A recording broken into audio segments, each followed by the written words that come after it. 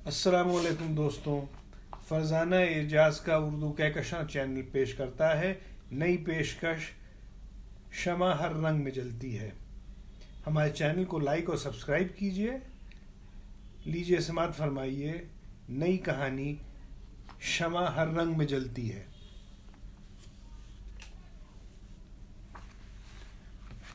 ماں باپ نے تو اس کا نام شمع یہ سوچ کر رکھا ہوگا کہ ان کی یہ ننھی منی گڑیا جہاں بھی رہے گی اپنے روشن کردار اور اخلاق کی پاکیزہ روشنی پھیلاتی رہے گی، اپنے وجود سے پھوٹنے والی شعاعوں سے دلوں کے اندھیرے کو دور کرتی رہے گی، اور ان کی یہ پیاری بیٹی جب بڑی ہوگی تو ان کا اپنا گھر اس کے وجود سے منور رہے گا۔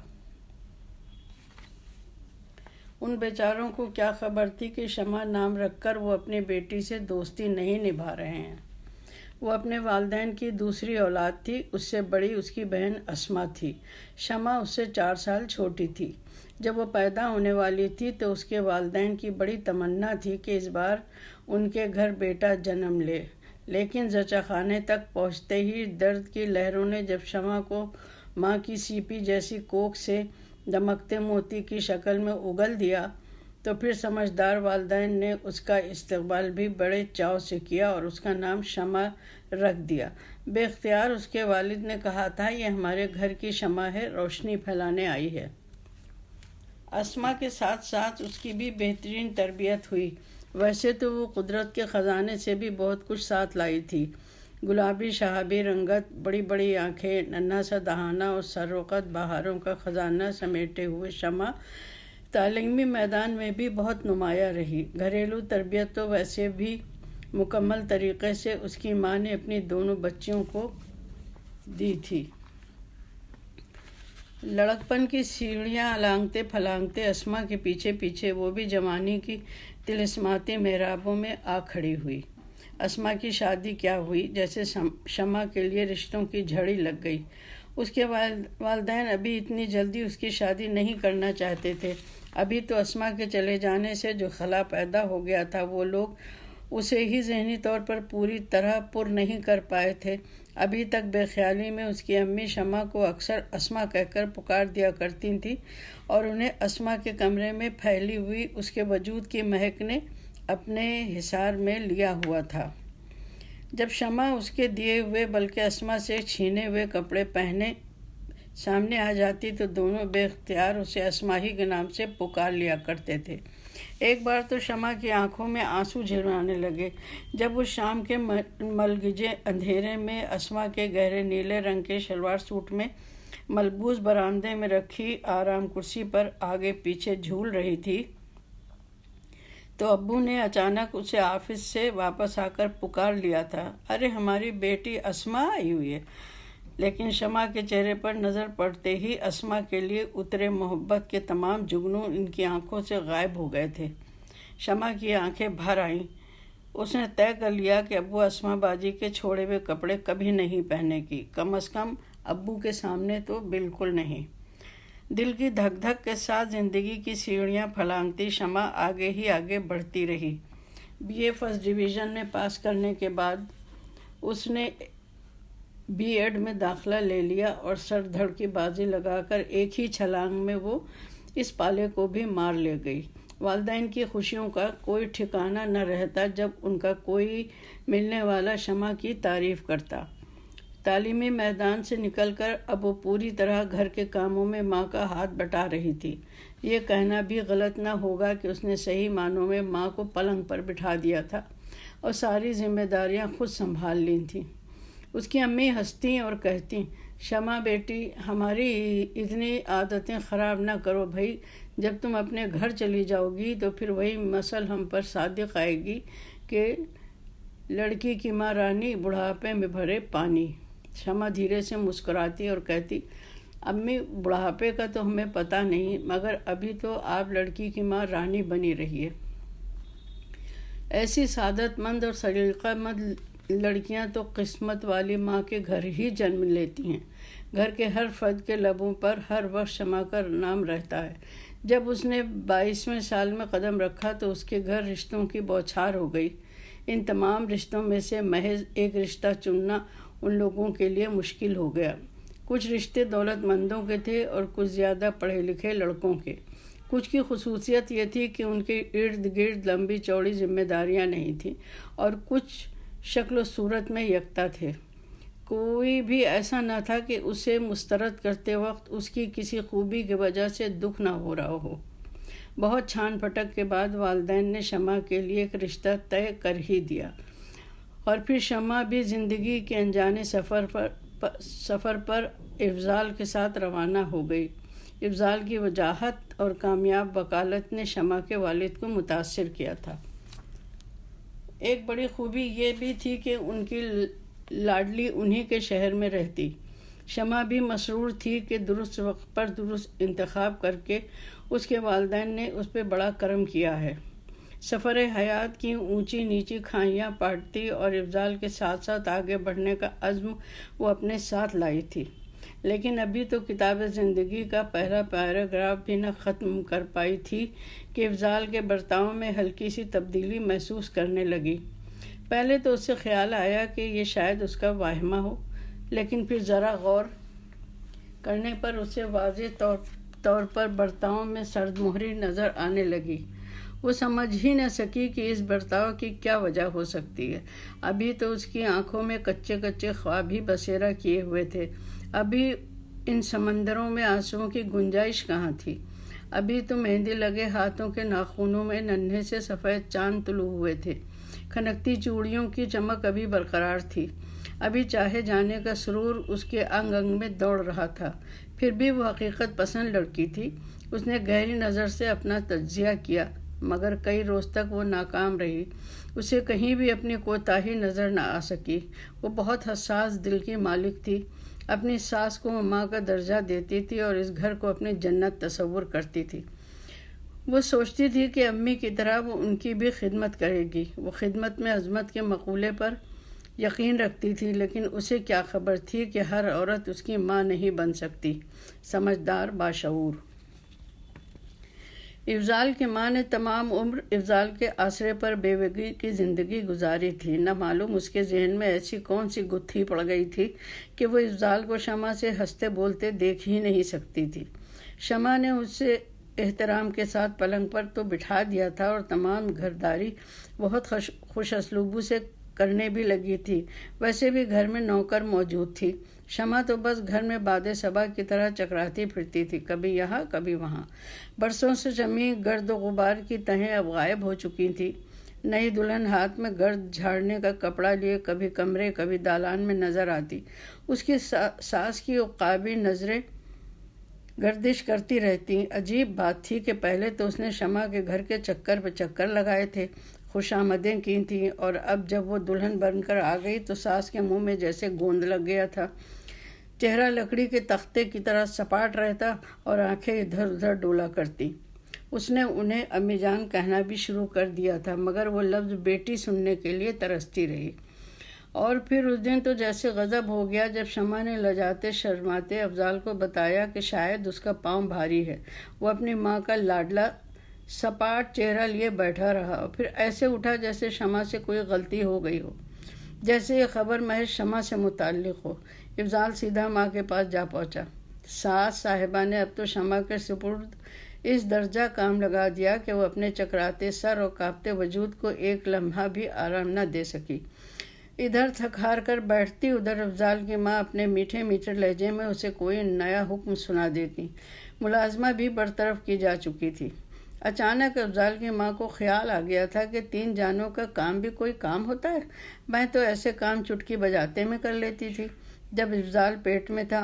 और फिर गैर ज़रूरी खर्चे करने से बचना चाहिए। आने वाली रूह के लिए भी तो कुछ बचत करना चाहिए।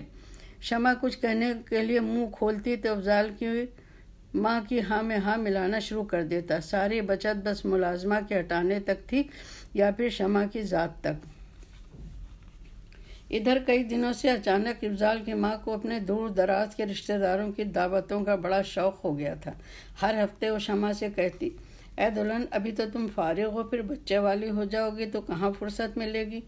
मैं सोचती हूँ कि उस ज़माने में सबके उधार खाने चुका दूँ और धीरे धीरे सबको बुलाती रहूँ। तुम फिक्र न करो, दो चार चार करके सबको बुलाती रहूंगी। शमा कुड़ कर रह जाती। वो सोचती ये कैसी औरत है कि इसको मालूम नहीं कि कोक में वजन संभाले, तमाम बदन पर सूजन लिए, हाई ब्लड प्रेशर के साथ वो कैसे ये सब काम करेगी। दावत तो हर हाल में दावत है, 4 लोगों की हो या 8 लोगों की। अफजाल की माँ ने ऐसा जाल फैलाया था कि अफजाल से शिकवा करना भी मुश्किल था। वो तो अपनी अम्मी जान की रट लगाया जाता था। आखिरकार एक रोज़ से उससे बर्दाश्त नहीं हुआ और किचन में ही गिर पड़ी। कई रोज़ बाद शमा की अम्मी को महल्ले वालों ने उसकी तबीयत की खराबी की इत्तला दी तो वो आईं और ज़िद करके शमा को अपने साथ ले गईं। वो समझदार औरत थी। लाख शमा उनसे छुपाने की कोशिश करती रही कि माँ को दुख न हो, मगर वो एक ही नज़र में तमाम ऊंच नीच समझ चुकी थी। अभी शमा को मैके आए 4 दिन में भी नहीं हुए थे कि अफजाल की माँ आई और तेरुई चढ़ाकर शमा से बोली, अरे दुल्हन, ऐसी भी क्या कमज़ोरी। वो तो अफजाल ही मरमिटा था, वरना मैं तो पहले ही कहती थी कि ये धान पान बदन तो मुझे बीमार लगे। मैं तो यूँ समझूं कि तुम खटवाटी लेकर पड़ी हो और काम से जी चुराती हो। शमा के तन बदन में आग लग गई। शाम को अफजाल माँ को लेने आया तो वो भी माँ की ज़बान बोलने लगा। इत्तेफाक से शमा के वालिद ने तमाम बातें सुन ली और शमा की सिसकियाँ उनसे बर्दाश्त न हो सकीं। वो तो पहले ही शमा को देखकर दंग रह गए थे। उन्होंने अफजाल से कहा, मियाँ साहबजादे, अगर तुम में इतनी इंसानियत नहीं है कि बीवी के हालत ज़ार का अंदाज़ा कर सको तो इसी वक्त मेरे घर से चले जाओ। डॉक्टर कहती है कि शमा की ज़िंदगी को ख़तरा है और तुम्हारी वालदा फरमाती हैं कि वो खटवाटी लेकर पड़ी और काम चोर है। लानत है तुम जैसे मर्दों पर जो बीवी के जज्बात का इतना भी पास न करें। माँ की इज़्ज़त व एहतराम अपनी जगह है, लेकिन बीवी के हुकूक भी तो मज़हब की तरफ से तुम पर लाजिम है। शमा के वालिद बहुत पुरसुकून और कमगोश शख्स थे, मगर इस वक्त वो थर-थर काँप रहे थे। वो उसी वक्त डॉक्टर से मिल कर आए थे और जज्बाती हो रहे थे। शमा की अम्मी अफजाल को रोकती ही रह गई, मगर वो गुस्से में भिन्नाया हुआ घर से चला गया। शमा अलग हिरासा थी। हाँ, उसके दिल को ये यकीन ज़रूर था कि उसके वालिद ने हरगिज़ कोई ज़्यादती नहीं की, और ये इत्मीनान हो गया कि कोई तो है उसकी तरफ से बोलने वाला, वरना ज़्यादातर तो लड़कियां इस वजह से ससुराल में पिसती रहती हैं कि माँ बाप उन्हें भूल जाते हैं। अगर वो जायज़ बात भी कहें तो यही सुनने को मिलता है कि तुम्ही ने कोई गलती की होगी। कोई ये नहीं समझता कि अपना घर बसाने के ख्वाब आंखों में सजाए ससुराल जाने वाली अपने ही घर को क्यों उजाड़ना चाहेगी। वो भी अफजाल से शाकी थी कि अफजाल को उसकी सेहत की ज़रा भी फ़िक्र नहीं थी। अफजाल जानता था कि उससे खून की कमी है। उसे डॉक्टर बेहतर ग़िज़ा और आराम का मशवरा देती है, और यह भी कि वो अपनी हिम्मत से बढ़कर काम करती है। काश कि कभी अफजाल एक बार मोहब्बत से उससे बात करता। काश वो कभी अफजाल की आंखों में अपने लिए एहतराम देखती।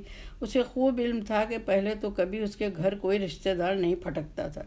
उसकी माँ का बर्ताव ही ऐसा था। अचानक माँ को दावतों का सिलसिला महज शमा को तंग करने के लिए सूझा था। हफ्तों गुजर गए, अफजाल न आया। एक रोज़ अफजाल की वालदा बड़े गैज़ व गज़ब में भरी आई और न सलाम न दुआ, बस लगी ऑल फोल बकने। शमा से कहने लगी, तुम जो ये समझो कि ज़िंदगी भर बाबा के दरवाजे से लगी बैठी रहोगी और अफजाल तुम्हारे पाँव धो धो करके पिएगा और खुशामद करके तुमको अपने घर ले जाए, तो बीबी हम ऐसी मिट्टी के नहीं बने हैं, बहुओं को जूते तले दबा कर रखते हैं। ऐ लो, बीबी और लौंडी में फ़र्क ही क्या। यही ना कि बीवी महर की हकदार होती है तो वो भी किसी दिन अफजाल तुम्हारे मुंह पर मार जाएगा। फिर बैठी रोती रहना कि अफजाल जैसा हीरा शौहर गंवाकर कैसी नादानी की। शमा की अम्मी ये बेहुदा ज़बान बर्दाश्त नहीं कर सकी और बोली, आप तशरीफ़ ले जाइए, अफजाल को भेजिए, हमें उससे बात करना है। निकाह हमने अफजाल के साथ पढ़वाया है। शमा अजीब कश्म में मुब्तला थी। एक तरफ वो अपनी ज़िंदगी से आजिज़ थी, दूसरी तरफ माँ बाप को देख रही थी। ज़िंदगी उसके लिए अजाब बन चुकी थी। ज़चगी के दिन करीब आ रहे थे। वो सोचा करती कि काश वो खाली कोख लेकर माँ के घर आ जाती। कभी सोचती कि उसने माँ के घर आकर अच्छा नहीं किया, कभी सोचती कि अगर वहाँ रहती तो यकीनन मर जाती। वो शरीफ माँ बाप की बेटी थी, जलीलों के साथ जलील नहीं बन सकती थी। वो ढेरों जहेज लेकर आई थी, खिदमत गुजार थी, समझदार थी, लेकिन ताली तो कभी एक हाथ से नहीं बचती। काश उसका शौहर अस्मा के शौहर की तरह उसका कदरदान होता।